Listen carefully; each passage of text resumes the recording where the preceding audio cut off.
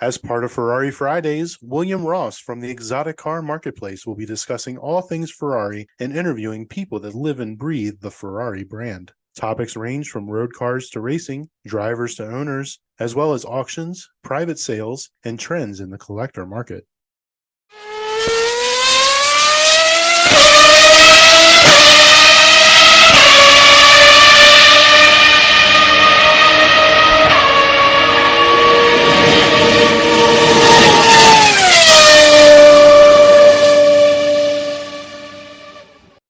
And hello, everyone.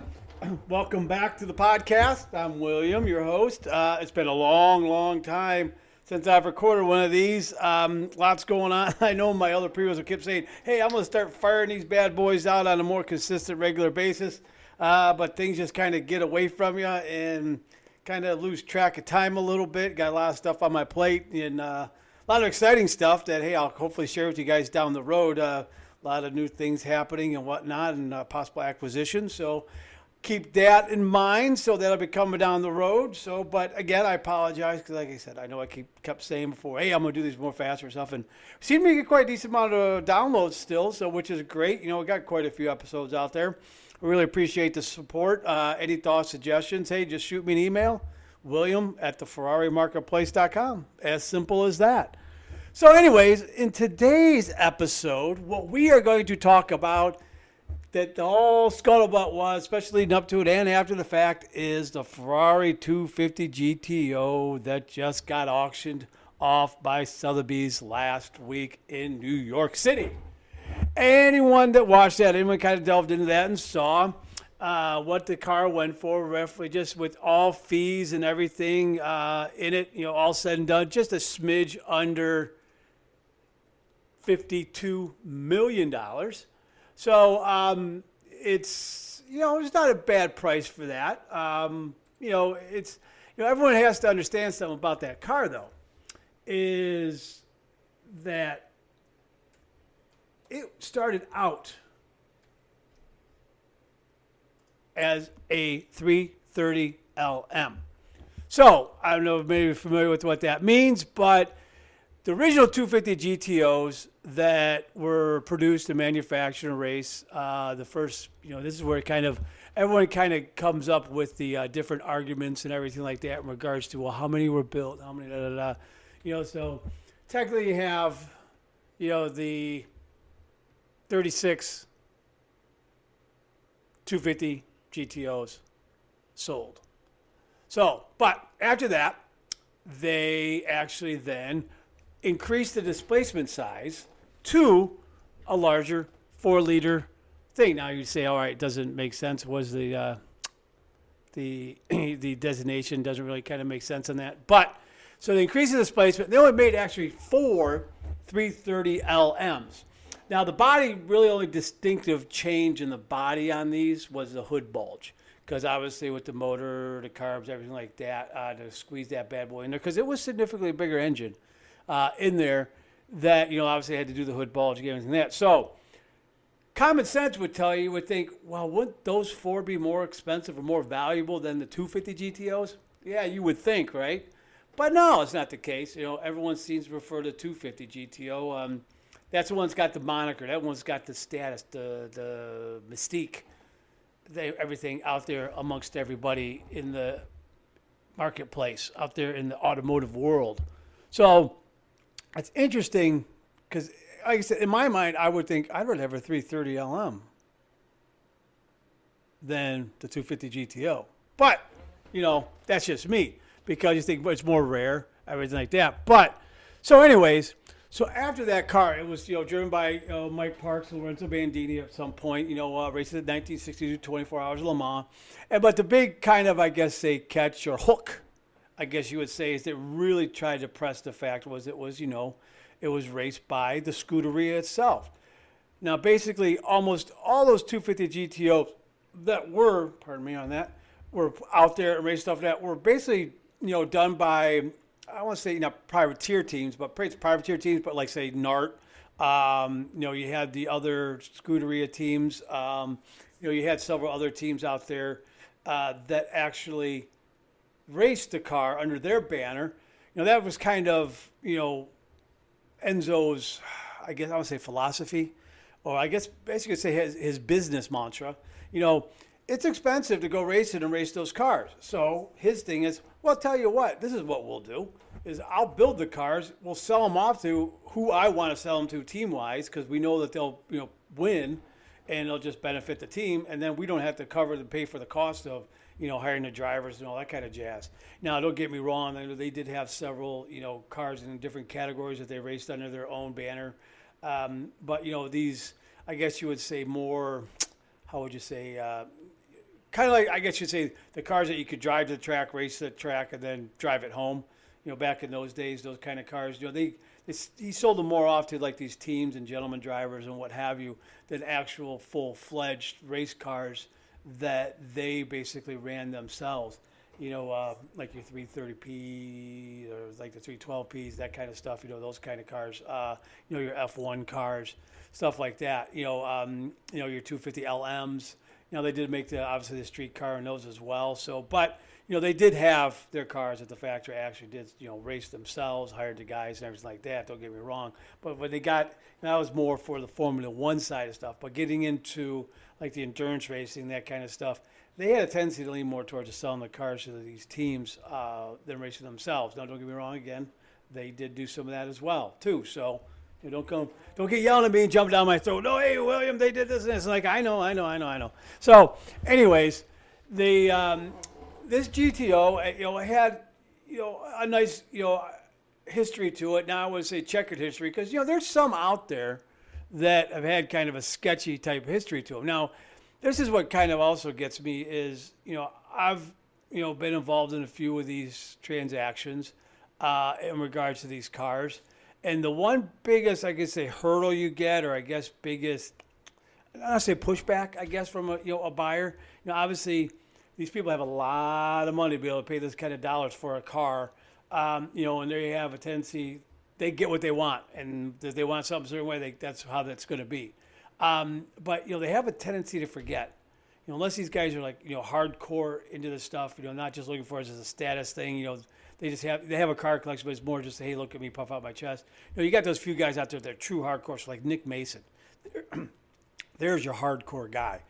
Stuff like that. Lord Bamford. He's another one.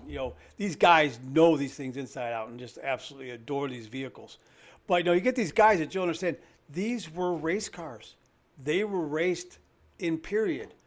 So they got banged up. Motors blew up. Everything like that. So I mean, you're not going to have a car that, as it was first built, fresh, nice, and clean coming out of the factory is what you're going to get now. I mean, these things had led hard lives. They were race cars, and a lot of these people have a tendency to forget that. Now, yes, there are some out there that have, hey, they're matching drivetrain, engine, everything like that. But a lot of these, hey, they had different new blocks put in, new motors put in, everything like that, new transmissions, because just have, there's a few out there that, they were pretty banged up, and basically got all new bodies. Then you had, because you got your Series 1, you got your Series 2, and everyone always wants a Series 1, so the Series 2 ones, a lot of those got rebodied back to Series 1. So a lot of these don't even have their original bodies on them, stuff like that. And God, if someone would have kept the original body, put a new, gone back to Series 1, but kept the series, I mean, geez, talk about adding value to the car. But anyways, no one, if everyone could see the future and predict the future, hey, you know how much money a lot of us all would have. But anyways, so with that, okay, I just lost track of what I was talking about.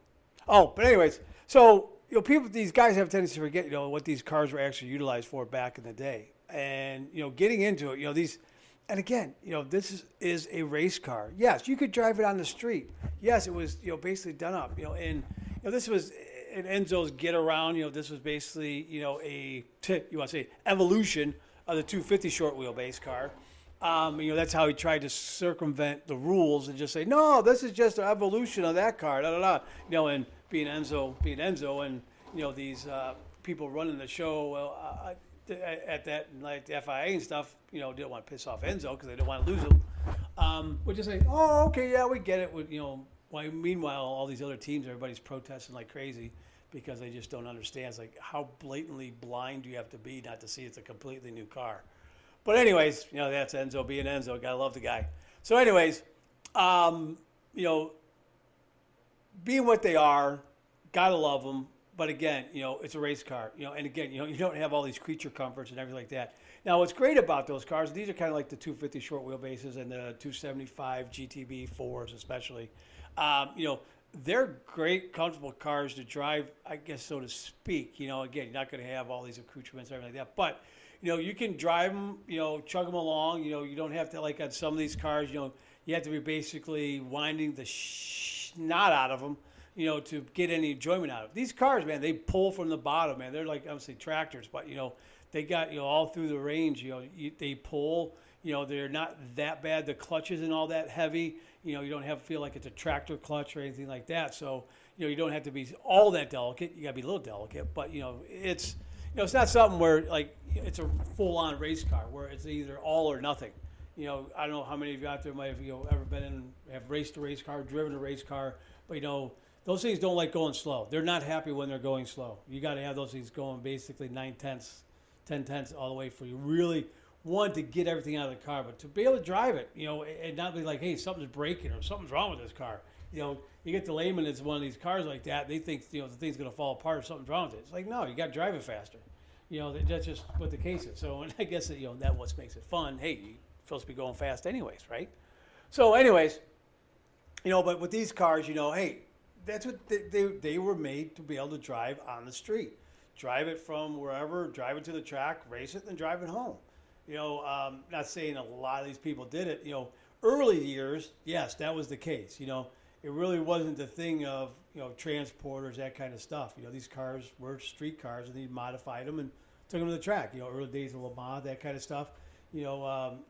Great stories about, the Bentley boys, driving from England down to France into Le Mans, and then driving home. I mean, great stories. I mean, those boys had a lot of fun. But, stuff like that. But, as things got more serious, hey, transporters came into play, everything like that. And, hey, these cars, weren't all that comfortable or anything like that to kind of drive on a, 800 or 1,500 mile road trip to go racing like that. So, that's when the day and the age came where, hey, these things got transported to the track and everything like that. They weren't driven there, which, those are some great times. And, we'll never see that again. I mean, now the argument is people say the McLaren F1 was the last true road car that won Le Mans, that you could drive to the track, race, and go home. Yeah, technically, but those cars that raced were nowhere near what the road cars were. I mean, those things weren't even close. People try and make that argument. Oh, I did that, but you weren't going to drive that race car from England all the way down to Le Mans and back. It wasn't going to happen. It just, everything that was stripped out of that car. God, I'm trying to remember how much weight they pulled out of the car. It was a significant amount of weight that they took out of that car. I mean, significant amount of weight. If you look it up, take a look and see. I mean, there'll be a head shaker because, you see some of these where they do it. We took out like, 200, 300, 400 pounds, something like that. Well, they took out like, I don't know, 800, 900 pounds, something like that, if memory serves me. I have to look up and see it, double check. But I know it's just an insane amount. Like, how did they find that much weight there to pull out of there? But they did. And God bless him. Gordon Murray, man, that man, he is a genius. And I don't know how many of you have been, seeing his new car, the T50. I tell you what, if you haven't had the opportunity, Top Gear's got a great video on it. What's his name? The editor there, the guy that's a thing, but he does, the YouTube videos. And he took it on a 900-mile road trip from, I think it was just somewhere in Spain and to the Pyrenees or something like that. But a 900-mile trip, and you hear that V12 scream, naturally aspirated. That thing, that's just glorious. It just sounds like the old F1 motors back in the day. I mean, it's just glorious. And straight out of the box from the factory, you don't have to touch that thing. And I'm sorry, and they even say, put that up against any new, Koenigsegg or anything out there that's now. Now the Valkyrie, yeah, because it's basically the same premise. And say Cosworth built both those motors, so they sound very similar. So the Valkyrie's got, could give it a run for its money, but I tell you what, that thing is just absolutely glorious. I mean, the sounds it makes is just absolutely glorious. So, but anyways. Talking some more about this sale, again, fees, everything at the end is $51.7 million. And, there's some banter around, well, why did it go for 80? Why was it 90? All these, the auction house was throwing around. A lot of people, I'm thinking, hey, is it going to go for 60? Is it going to go for 80? Is it going to break 100 million?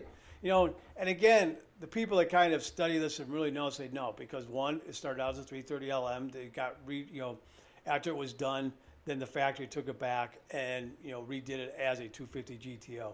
Now the factory did it, everything like that. So that gives it some credence. And the fact is, hey, it gives it its value.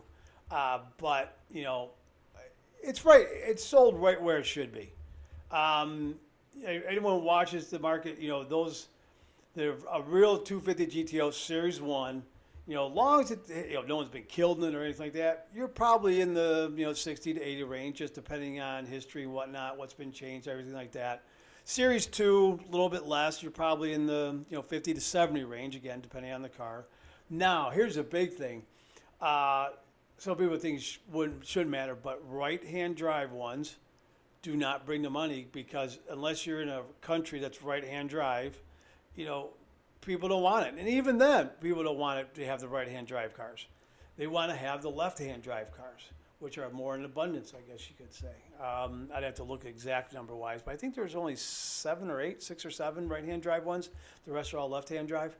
But that's the big thing out there now is, I have a client that's looking for one, and there's a couple of right-hand drive ones that we're probably could easily get our hands on. He could acquire, but doesn't want a right-hand drive car.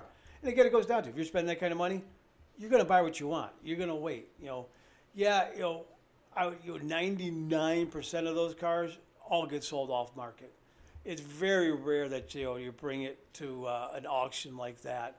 I don't know what the owner's thinking was behind that. Maybe just didn't want to deal with private stuff and having to deal with lawyers and everything like that. Because basically, I'll walk you through a process here in regards to how a transaction like this would happen off market. So you have your client, they start talking, they want a 250 GTO. Then you start delving a little deeper. Why do you want one? What do you want to do? Because that's a big outlay of cash. Because think about that. Say you spend 60, 70, 80 million dollars. Think of how many other cars you could buy that are significant. Not just in value, but of just, history, everything, provenance, just coolness. I mean, you could buy a crap load of cars. You could have a monster. You could get 50, 60, top-notch cars. They have an awesome collection with that kind of money instead of just dumping it all into one. But hey, again, when you got that kind of money, that's just a drop in the bucket. So anyways, you go to yourself and then, hey, you call who you know out there that would, hey, do you know if so-and-so is interested in selling his car? Or you call them directly and you find out. And you kind of just go through the grapevine, figure a few things out. You're not going to know every single owner and be able to reach out to every single one. It just doesn't happen. So you got to go through other people that either A, they have direct connection to them, or B, hey, they can get direct connection. Find out. So a lot of these guys, they're not, there's those few out there that, had their cars for eons, decades. And that they're never going to sell their cars. So you can immediately eliminate basically almost half of all the 250 GTOs built, because they're just not going to be sold. The owners they're not going anywhere. They're going to get passed down, what have you. Then you got about another, 5 or 6 that you really don't want to touch, just because their history and everything to the car, it's just not there. It's like it's car. It's like checking out Car Vertical or Carfax on it and going, wow, how many axles does this thing have? And I don't want to touch that thing with a 10-foot pole. You might not see it because, hey, to the eye, oh, it looks beautiful, but what's been done to it and who did the work, and because you got to understand is Ferrari Class E, has not been around all that long, so you can't send it to Class E back in 1980s and hey, I want to get Class E certified, and hey, you guys do all the stuff, and hey, you guys do all and get the red book for it. That wasn't it. Who did the work on it back then and who did the work on it throughout the years is a big factor in value on these things. So anyways, so you got about 5, 6, 7 of those that you really wouldn't even want to touch. So you start breaking that down. So you basically have, and you get rid of the right-hand drive ones in essence, unless they really want a right-hand drive one. You only have maybe 8 to 10 of them out there that, that I can say are, hey, these ones are probably you can get your hands on. So, and those cars actually, though, people don't realize they change hands frequently. Now, I'm not going to say like, hey, once a year or something, every year they're changing hands. But I mean, every year you probably have 2 of those, maybe 3, that change hands. These guys, they keep them for a couple years because it's a status thing. They'll go to the GTO only events. They'll take them to the big ones and stuff like that to say, hey, look at me. Yeah, I own one of these. and kind of get in that circle, that group of owners. But then they move on because one, either A, hey, it's gone up in some value, so that little investment, in a year, say 2 or 3 year time, on say a $60 million investment, they turn around, they sold it for 65. That's not a bad return rate on sitting on something just for 2 or 3 years. It's not too bad. And all the enjoyment and fun you got out of it, you got to kind of factor that in. Because I know someone out there, numbers like, that's only this kind of percentage rate, interest rate, blah, blah, blah. That's not it. Well, look at all the things, though, enjoyment you would have got out of it. All the events you would have went to, all the people you would meet. Because a lot of that stuff, too, is these guys, you get in that circle, man, you're dealing with some of the richest people in the world. And you want to talk about business and networking and transactions. That's how these people get more rich. They all work together with each other, and hey, you want to get involved in this? Hey, you want that's how these people make just keep getting richer and richer, richer. They all in the same circles, and they all work together, and they just make money for each other. So, anyways, that's pretty much how it would go. Well, I mean, it's not how it goes. I haven't gotten there yet. So, anyways, so you got to identify the cars. Okay, you find one. So then what you do is, okay, you have the interest, whatnot, and kind of one big first step. Now, this is where it kind of gets kind of give and take wise between buyer and seller. Because the one thing you really want to do is, one, prove that the car is actually available, and, hey, give me proof of life of the car. Show me a mandate and proof of life of the car. That, hey, and that's, and this is what kills me, because you'll get some of these jokers out there, they'll send you photos that they just took off the internet and whatnot. It's like, come on, guys. I need like a photo, not to seem like, hey, a kidnapping situation. Take a photo standing next to the car with the newspaper date kind of crap. I've had people ask that too, by the way, and it's just kind of laugh at them. But, take some photos where, okay, you can tell they were standing next to the car, they took the photos, what have you. So kind of get that proof. But then the next step, the lawyers. Then you just kind of, honestly, wash your hands of it, but you turn it over to the lawyers on both sides, and then you let them hammer it out. You start working on terms, agreements, and whatnot. And the biggest thing is proof of funds. The buyer's got to show the seller, yeah, I got the money to buy for this. Okay, you're legit. All right, that's agreed upon. Proof of funds are there. Yes, they can pay for the car. All right, let's set up a viewing so they can go and prove, hey, yeah, the car is here. Go through it. And obviously, you're going to have an expert go through it. I mean, obviously, your key things, you want to have Marcel Bassini go through it. That'd be the guy you'd want. He is the guy for Ferrari if you really went out there. Yeah, I know there's some other guys that are up close to his level, but Bassini is the guy, and everyone knows it. So anyways, that'd be somebody you want to have it. So everything goes as planned. Everything's good. Everyone signs off. Yes. All right, they'll take the car. Funds are transferred, and there you go. That person's got themselves a new 250 GTO. Now, this is probably over about a 6 to 10 week span all this takes. It's not a quick transaction. It's not like you're going down to your local Ford dealer and going and saying, hey, I'll take that one. And 2-3 hours later, you're driving your new car home. It just doesn't happen like that because there's just a lot of legalities, technical stuff that goes on with that. Pardon me, I get a tongue tied there.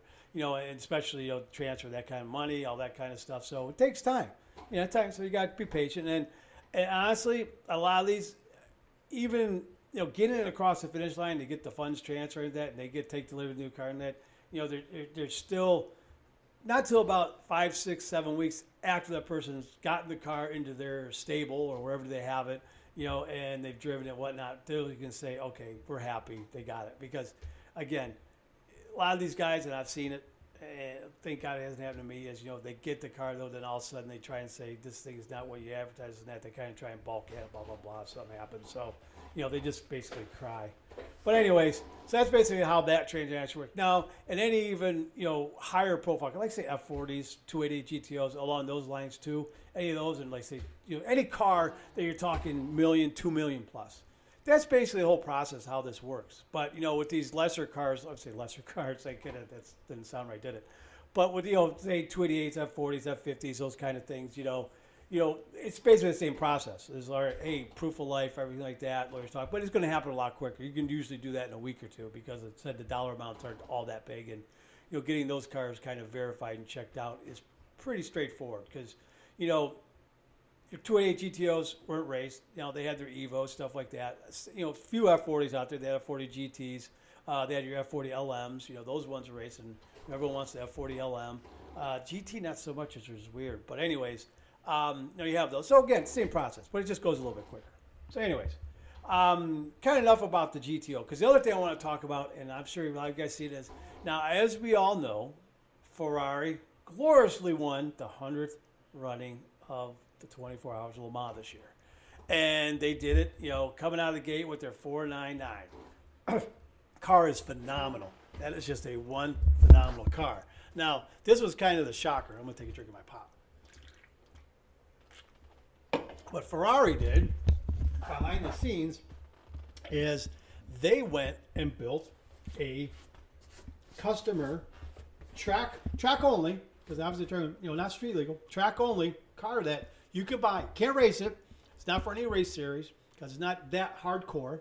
But I mean, it's hardcore enough. It's a track only car, and it's kind of under their program that where they have the old F1 cars and that kind of stuff that they run for you. They'll store them for you. Just you ring them up and say, hey, I want to be here, and then they do special events, and hey, they truck them there. But they built these things, and they're selling them to customers that, hey, they want to have that experience, and they want to drive that, I don't want to say exact car, but I mean pretty damn close, and go out and have some fun with it on track only days. Because that is the big thing. And I'm sure a lot of you out there that are in the know or follow what's going around is, the big blow up and thing now is all these private track facilities that you got your garage condo, they have a track, everything like that. And these facilities are awesome. They're phenomenal. And obviously they're catering to people with very, very deep pockets.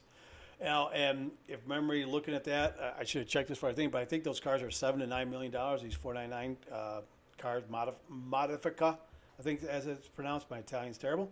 But anyways, that's for these guys. I can't remember how many they're building.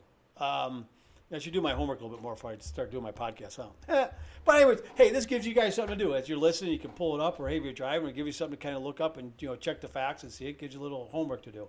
But anyways, so they pulled the rabbit out of the hat. They also dropped that bomb. It's like, God, that's awesome. I mean, know how much fun that would be to have one of those? I mean, it's the little Mans winning car, basically. So again, the thing is, you got to have an expert team to run it. So first, you got your expense of the car. Two, every time you go and run it, say you go out to the thing and you do, 30, 40, 60 laps, let's just say, having some fun. That right there will probably cost you, 40, 60 grand. Got tires, the crew, all the stuff. Maybe close to 100. I don't know. I mean, I'm not in that position to be able to know that, paying that bill. But anyway, so that's kind of a cool thing that they came out with. So I was very happy about that. It's neat to see them doing that. But again, hey, it's a cash cow for them. And I think you're going to see a lot more of those type of scenarios where they're taking their race car like that and doing it. Look at what was that Rodin, whatever they're doing. Those guys out of New Zealand, basically taking that F1 car and doing that. And again, won't be any race series, won't be anything like that. Not going to be. It's just a track toy for someone that's got deep pockets. Now that one's I think is a little more simplified in how it runs and operates as compared to that Ferrari 499. But anyways, that's the big thing. That's where things going. You got people that got this kind of money. They want to have that experience. I mean, they're never going to, race in F1. They're never going to do that, but they can get it. They're never going to race at Le Mans, but they can get that car and have it, and showcase it and run it and do everything, And, in reality, as long as you do what you're supposed to do with the car and everything, maintenance-wise, upkeep, the whole 9 yards, which you would assume they would do, that car is just going to go up in value. So these guys that get first in with these cars get, I would say asked or get gifted or, get that, golden ticket that, hey, we'll sell you one. What you want? And, you don't say no, you buy it. Yes, I'll take one. Thank you, sir. May I have another scenario, because that's the big thing is being on these lists and everything like that. And, you spend all this money on other lesser models and stuff like that. That gets you into the candy land. So anyways, I thought that was kind of cool. But anyways, all right, I'm going to let you guys go. I think I've rambled on enough. And again, so I'm going to do my damnedest to try and do more of these and get out there because there's some other things.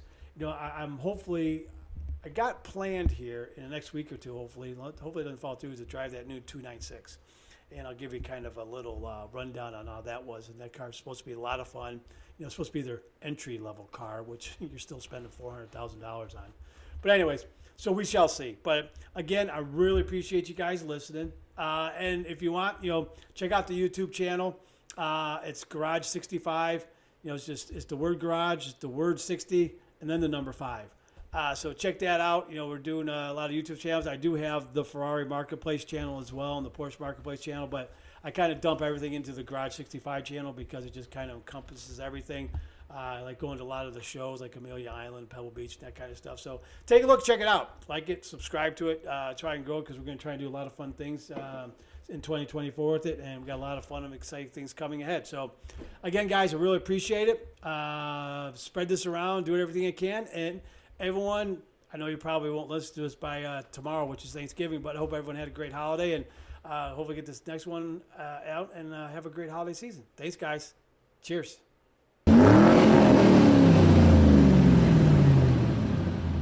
This episode has been brought to you by Grand Touring Motorsports as part of our Motoring Podcast Network. For more episodes like this, tune in each week for more exciting and educational content from organizations like the Exotic Car Marketplace, the Motoring Historian, Break Fix, and many others. If you'd like to support Grand Touring Motorsports and the Motoring Podcast Network, sign up for one of our many sponsorship tiers at www.patreon.com/GT Motorsports.